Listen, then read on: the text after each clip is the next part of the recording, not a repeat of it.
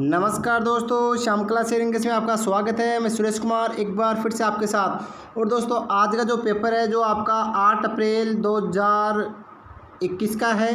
तो दोस्तों, आज ये पेपर है, यह आपका एमपी का है जो ट्रेड थ्योरी सेकेंड ईयर का पेपर है। तो दोस्तों, अगर चैनल को पहली बार विजिट करो तो सब्सक्राइब जरूर करना। अगर वीडियो आपको अच्छा लगे तो इसको लाइक करना, दोस्तों से अधिक से शेयर करना, क्योंकि दोस्तों इस चैनल के माध्यम से अब आईटी की पल पल की अपडेट दी जाती है। और अभी आपके सभी प्रकार के पेपरों का एनालिसिस हो रहा है, चाहे आप किसी भी ट्रेड से हो। तो अगर आप ये अभी हम पेपर हल करा रहे हैं वो इलेक्ट्रीशियन सेकेंड ईयर का पेपर है। अगर आप अन्य ट्रेड से या किसी अन्य ईयर से हो तो आप हमें कमेंट बॉक्स में ज़रूर बताइए, जिससे हम आपके पेपर भी अवेलेबल करा सके। तो इस चैनल के माध्यम से सभी पेपरों का एनालिसिस कराया जा रहा है, यानी हम दिन में 2 पेपर डालेंगे, एक टाइम थ्योरी का, एक टाइम वर्कशॉप के साइंस का या एम्प्लॉयबिलिटी स्किल का। तो ज़्यादा वक्त खराब नहीं कर स्टार्ट करते हैं। तो चैनल को अभी सब्सक्राइब करो, बेल आइकन को प्रेस करो, जिससे अगली क्लास का आपको नोटिफिकेशन मिल जाए। तो स्टार्ट करते हैं। लगभग 50 क्वेश्चन है, पूरे क्वेश्चन अटेंड करना लास्ट तक। तो दोस्तों स्टार्ट करते हैं। आपका पहला, एक बार इसको बड़ा कर ले जिससे आपको समझने में दिक्कत ना आए। ये लो, और इसका आपका पहला क्वेश्चन आ रहा है, सिंगल फेज मोटर का सिद्धांत बताओ। तो बताओ दोस्तों, सिंगल फेज मोटर का सिद्धांत क्या है। तो इसका करेक्ट आंसर है घूमता चुंबकीय क्षेत्र तथा क्रॉस मैग्नेटिक फील्ड थ्योरी दोनों। तो उसका करेक्ट आंसर आएगा 1 नंबर, यानी घूमता हुआ चुंबकीय क्षेत्र और उसका जो क्रॉस मैग्नेटिक फील्ड है वह थ्योरी, उन दोनों पर ये डिपेंड करता है आपका सिंगल फेज मोटर। अगला क्वेश्चन है दोस्तों आपका, इलेक्ट्रिकल मशीन की आर्मेचर वाइंडिंग में कौन सा बल उत्पन्न होता है। तो दोस्तों ये बल की बात करें तो वह आता है आपका ईएमएफ, यानी विद्युत वाहक बल। तो आपका जो इलेक्ट्रिकल मशीन है उसके आर्मेचर में जैसे ही हम चुंबकीय बल रेखाओं का छेदन करेंगे आर्मेचर वाइंडिंग में, तो उसमें चुंबकीय बल रेखाओं के छेदन के फलस्वरूप उसका एक चुंबकीय क्षेत्र बनेगा। वह चुंबकीय क्षेत्र के फलस्वरूप उसमें एक ईएमएफ पैदा हो जाए, जिसे क्या बोलते हैं, विद्युत वाहक बल। तो उसका करेक्ट आंसर आएगा 4 नंबर, यानी विद्युत वाहक बल। काफ़ी मोस्ट इंपॉर्टेंट क्वेश्चन है दोस्तों। अगला क्वेश्चन है, किसी आर्मेचर वाइंडिंग से संयोजन हेतु निकाले गए सिरे को कहते हैं। तो बताओ दोस्तों, जो आर्मेचर वाइंडिंग के संयोजन सिरे हेतु निकाले गए सिरे को क्या कहते हैं। तो दोस्तों उसे बोलते हैं जंपर। क्या बोलते हैं, जंपर। काफ़ी अच्छा क्वेश्चन है, वेरी वेरी मोस्ट क्वेश्चन है दोस्तों।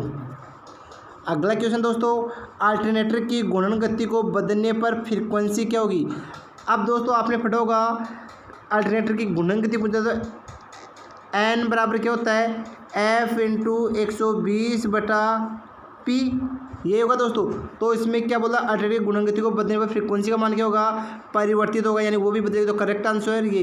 देखो इधर ये स्पीड बदलेगी तो ये फ्रीक्वेंसी भी बदलेगी, यानी एक दूसरे के समानुपाती है। तो उसका करेक्ट आंसर 3 नंबर। अगला क्वेश्चन है दोस्तों, वाइंडिंग के कॉइल समूह को वाउंड किया जाता है। तो बताओ दोस्तों, वाइंडिंग के कॉइल समूह को वाउंड किससे किया जाता है। तो वह सिलिकॉन स्टील की इंसुलेटेड कोरों के समूह से इसको क्या किया जाता है, वाउंड किया जाता है। तो करेक्ट आंसर 2 नंबर। काफ़ी अच्छा क्वेश्चन दोस्तों। अगला क्वेश्चन दोस्तों, यदि किसी शाफ्ट का रंग नीला हो जाता है तो इसका अर्थ है कि शाफ्ट अधिक गर्म हो गई है, यानी अगर उसकी शाफ्ट का रंग नीला हो गया तो आपको समझ लेना चाहिए कि वह अधिक गर्म हो गई है। Correct answer 2 number.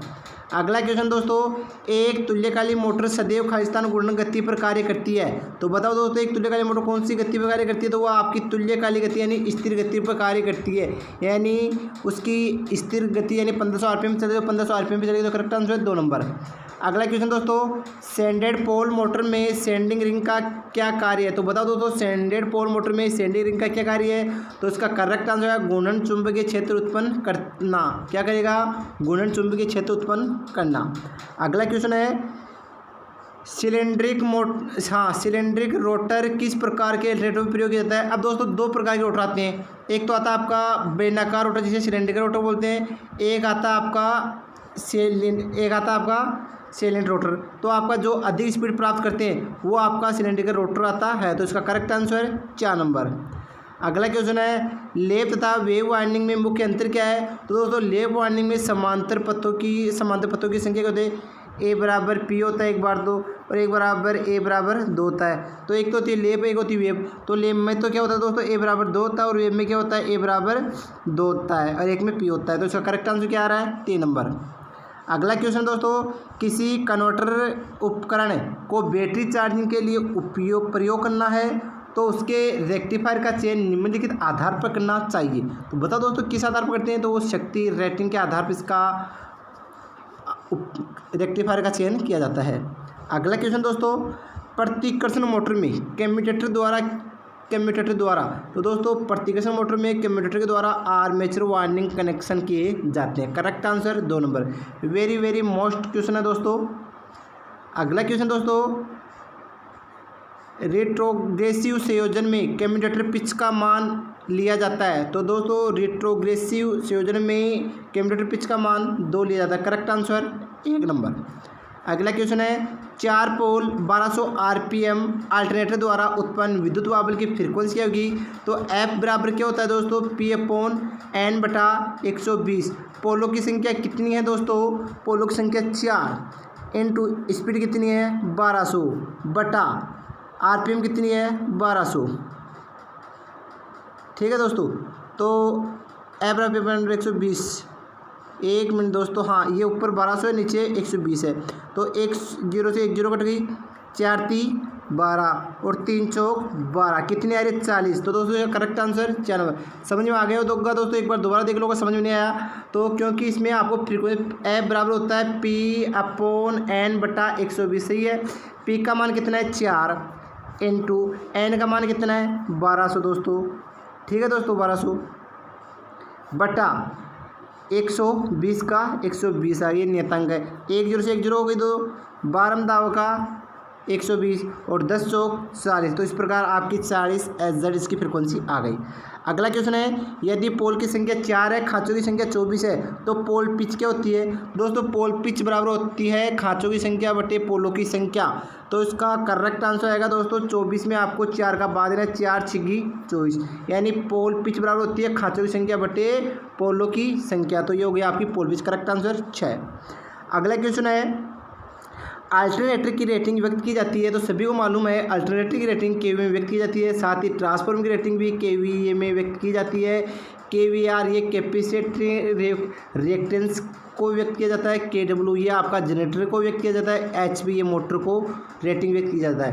तो सभी की रेटिंग क्लियर हो चुकी है मेरे हिसाब से। अगला क्वेश्चन है दोस्तों, प्रेरित ईएमएफ की दिशा सदैव ऐसी होती है कि जो उस गति परिवर्तन का विरोध करती है जिसके कारण विद्युत वाबल प्रेरित होता है। तो दोस्तों एक यही नियम है जो जिसके कारण उत्पन्न होता है उसी का विरोध करता है, उसे क्या कहते हैं, लेंज का नियम। Correct answer 94।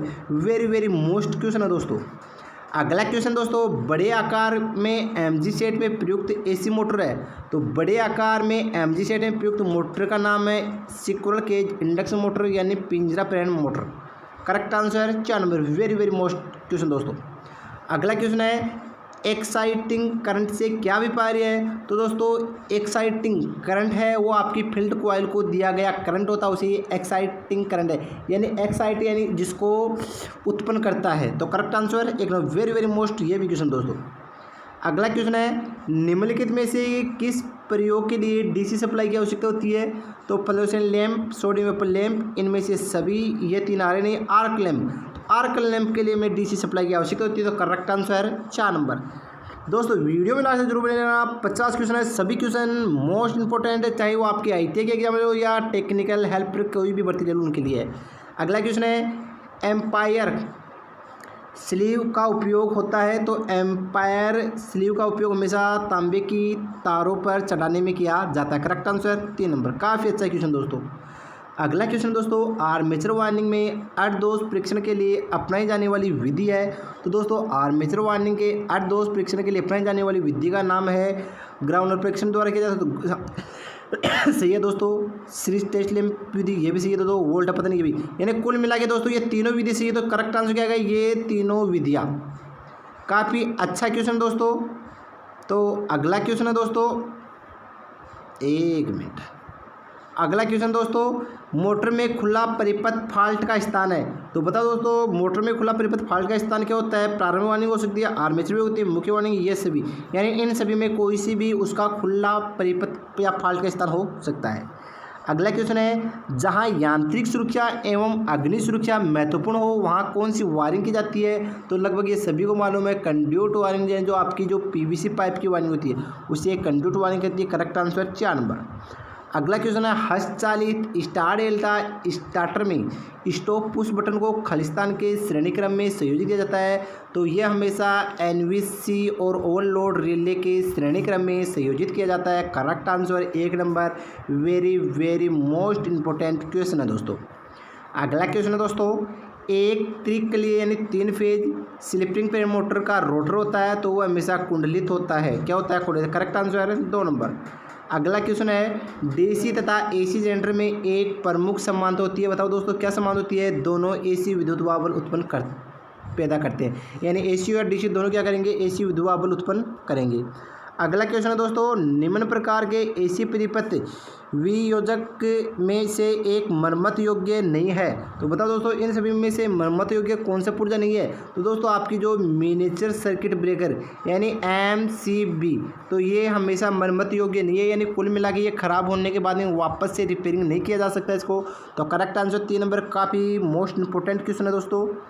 अगला क्वेश्चन दोस्तों, उपयोग किया गया प्रदीप्त पुंज तथा उत्पन्न किया गया प्रदीप्त पुंज का अनुपात क्या कहलाता है दोस्तों?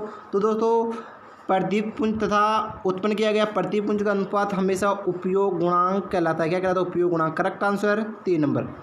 अगला क्वेश्चन है, अभ्रक किस श्रेणी का कुछ चालक है? यानी दोस्तों एक श्रेणी आती है आपकी अचालक पदार्थों का, तो इसमें अभ्रक पूछ रहा है और अभ्रक हमेशा 20 श्रेणी में आती है। तो करेक्ट आंसर 1 नंबर। अगला क्वेश्चन दोस्तों, प्रेरण मोटर पर लगातार भार बढ़ने पर मोटर शक्ति गुणांक क्या होता है? तो प्रेरण मोटर पर जैसे ही भार बढ़ेगा तो उसका जो शक्ति गुणांक है वह पूर्ण भार तक बढ़ता जाता है, उसके पश्चात कम होने लग जाता है। Correct answer 2 number. अगला क्वेश्चन है, तुल्यकालिक मोटर को चलाया जा सकता है। तो बताओ दोस्तों किससे चलाया जा सकता है? केवल पश्चगामी शक्ति गुणांक से, केवल अग्रगामी शक्ति गुणांक से, केवल इकाई शक्ति गुणांक से, इनमें से सभी। तो दोस्तों इन तीनों के द्वारा इसको चलाया जा सकता है। करेक्ट आंसर इसका 3 नंबर आएगा। Very very most important question है दोस्तों।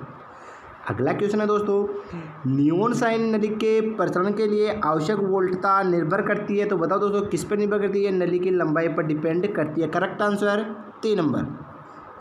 अगला क्वेश्चन दोस्तों, नियोन साइन नली परिपथ में फायरमैन स्विच का संयोजन किया जाता है। तो बताओ दोस्तों इसका संयोजन कहाँ किया जाता है? तो भवन के बाहर इसका संयोजन किया जाता है। Correct answer 2 number. अगला क्वेश्चन है, उच्च दाब मरकरी वेपर लैंप की अंदरूनी नली में कौन सी गैस भरी जाती है? तो दोस्तों इसमें जो आपकी हल्की गैस आती है वह गैस भरी जाती है, उसे बोलती है ऑर्गन गैस। क्या बोलती है? Argon gas. Correct answer 3 number. काफ़ी अच्छा क्वेश्चन दोस्तों। अगला क्वेश्चन दोस्तों, एसी मशीन की स्टेटर रोड लेमिनेटेड चादर की बनाई जाती है जिसमें कि, तो बता दोस्तों लेमिनेटेड चादर यानी क्यों बनाई जाती है? तो वो एडी करंट लॉस घट जाता है, इस कारण ये बनाई जाती है। करेक्ट आंसर 1 ने। काफ़ी मोस्ट इंपोर्टेंट क्वेश्चन दोस्तों। अगला क्वेश्चन दोस्तों, वाष्प चालित अल्टरनेटर को प्राय खालिस्तान घूर्णन गति पर कार्य करने योग्य बनाया जाता है। तो बता दोस्तों वाष्प चालित अल्टरनेटर को किसके लिए बनाया जाता है? तो हमेशा उच्च गति प्राप्त कार्य के लिए बनाया जाता है। 1 नंबर। अगला क्वेश्चन दोस्तों, एक तुल्यकालिक मोटर औद्योगिक उपयोग में निम्नलिखित कारणों के कारण उपयोग होती है। तो बताओ किसके कारण होती है? यदि मुख्य सप्लाई, एक बार दोस्तों थोड़ा बड़ा है, छोटा कर ले पूरा जहाँ, तो इसका आएगा यदि मुख्य सप्लाई आवर्ती स्थायी रहे तभी सभी लोड पर इसकी स्पीड स्थिर रहती है। दूसरा ये पूरे संस्थान की शक्ति गुणांक बढ़ाती है। सही है दोस्तों। अधिक क्षमता और बचत के लिए इसे इकाई शक्ति गुणांक पर नियंत्रण करने, यानी कुल मिला के दोस्तों ये तीनों एकदम करेक्ट है, तीनों पर यह कार्य करती है। तो इसका करेक्ट आंसर 1 नंबर दोस्तों। अगला क्वेश्चन है दोस्तों, छत के पंखे में प्रयुक्त मोटर है। तो छत के पंखे में बताओ दोस्तों कौन सी मोटर आती है? तो वो स्थायी कैपेसिटर मोटर है। यानी क्यों? क्योंकि हम पंखे में स्थायी रूप से कैपेसिटर लगाए रखते हैं, इसी कारण उसको स्थायी कैपेसिटर मोटर कहते हैं। तो करेक्ट आंसर 3 नंबर दोस्तों। अगला क्वेश्चन दोस्तों, चुंबकीय ओवरलोड रिले की तुलना में उसमें ओवरलोड रिले क्या होती है? यानी वो कम अधिक धीमी होती है, यानी आपकी जो उसमें रिले होती है वो धीमी होती है, चुंबकीय रिले होती है वो अधिक धीमी नहीं होती, अधिक कंट्रोल करने वाली होती है। अगला क्वेश्चन है, 3 फेज इंडक्शन मोटर में रोटेटिंग चुंबकीय फ्लक्स की स्पीड क्या होती है दोस्तों?